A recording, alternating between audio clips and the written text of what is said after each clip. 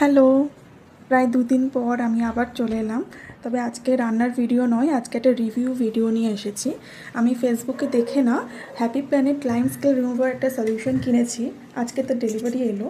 তো আমাদের এখানে জলে প্রচুর আয়রন থাকায় বেসিন আর স্টিলের কলগুলোতে এক ধরনের জেদি দাগ পড়ে গিয়েছিল। দেখতে খুবই খারাপ লাগতো। তো আজকের প্রোডাক্টটা ডেলিভারি পাওয়ার পর প্রথমবার ব্যবহার করে দেখলাম। আর সত্যি বলতে কি, মাত্র 30 সেকেন্ডের মতো রেখেছিলাম। হালকা করে ঘষে জল দিয়ে ধুয়ে দিতেই দেখো কি দারুণ রেজাল্ট পেলাম। আমি কিন্তু 1 মিনিটও রাখিনি, আরও কিছুক্ষণ রেখে দিলে হয়তো দাগগুলো আরও ভালোভাবে উঠে যেত।